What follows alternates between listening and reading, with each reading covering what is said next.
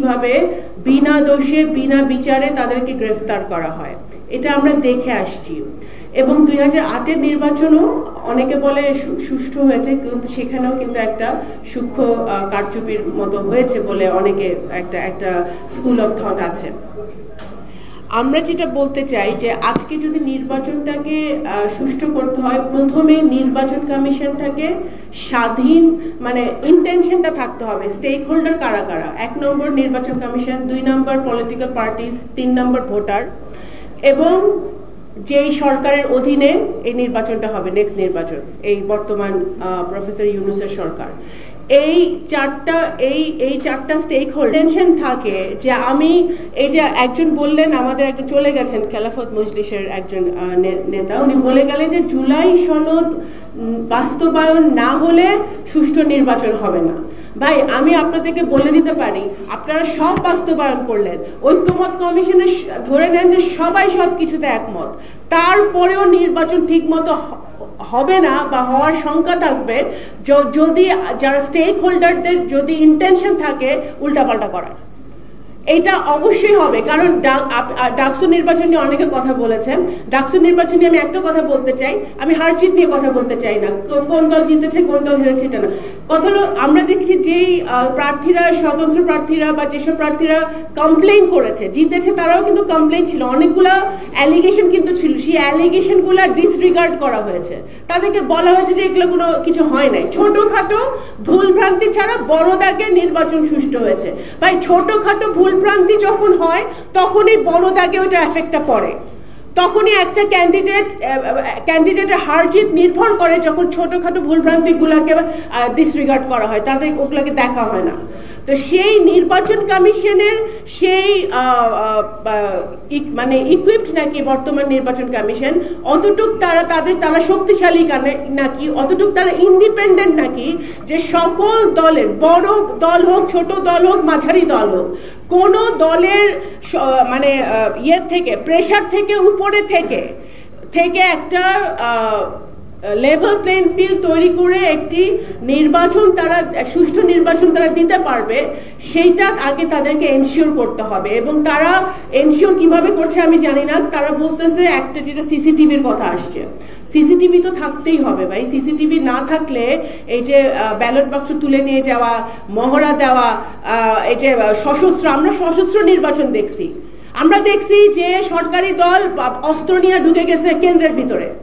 তো এগুলা আপনারা কিভাবে ট্যাকেল দিবেন? তারপরে নির্বাচন কমিশন যদি বিকাল 4টার সময় বলে যে বড় দাগে নির্বাচন সুষ্ঠু হয়েছে, তাহলে সেই নির্বাচন তো যে প্রার্থী, আর আমরা যারা নারী প্রার্থী ভাই, আমাদের জন্য ইটস ভেরি ডিফিকাল্ট বিকজ, কারণ প্রথম কথা, আপনি নির্বাচনে আছেন, আপনি অ্যাট পার, আপনার যে পুরুষ ক্যান্ডিডেট যারা থাকে মাঠে, তাদের সাথে একই সমকক্ষভাবে আপনার লড়তে হচ্ছে। যদি আপনি লেভেল প্লেইং ফিল্ড না পান, যদি রাজনৈতিক আপনার নিজের দল আপনাকে সেই সাপোর্টটা না দেয়, নির্বাচন কমিশন এবং সরকারের থেকেও সেই সাপোর্টটা না থাকে, অ্যাডমিনিস্ট্রেশন থেকে একটা নিউট্রাল একটা অবস্থান না থাকে, তখন কিন্তু খুব ডিফিকাল্ট হয়ে যায়। আমি নারীদের কথাটা আনলাম কারণ নারীদের কথা নিয়ে এটা হচ্ছিল, এটা একজন আপা তুলেছেন এই কথাটা, এবং সালাউদ্দিন ভাই আমাদের স্ট্যান্ডিং কমিটির মেম্বারের জবাবটা দিয়ে গেছেন।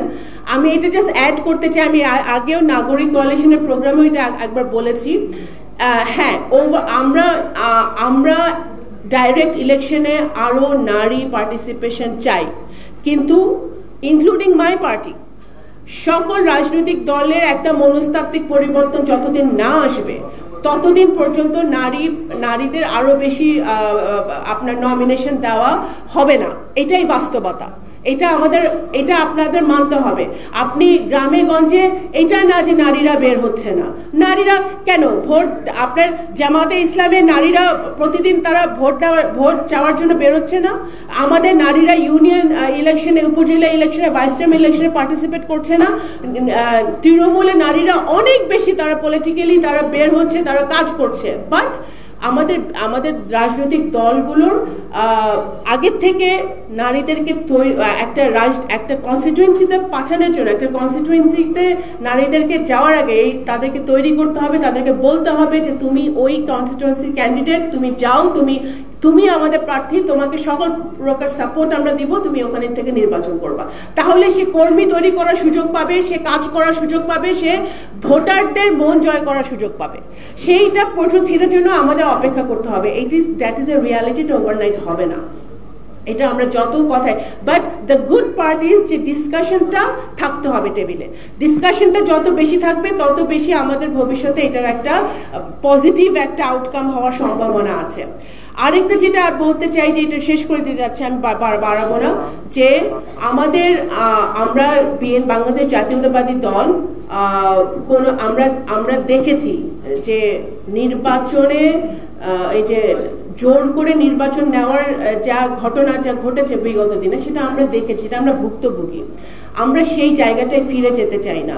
আমাদের ঐক্য, আমাদের দ্বিমত থাকবে, বিভিন্ন মত থাকবে, that is the beauty of democracy.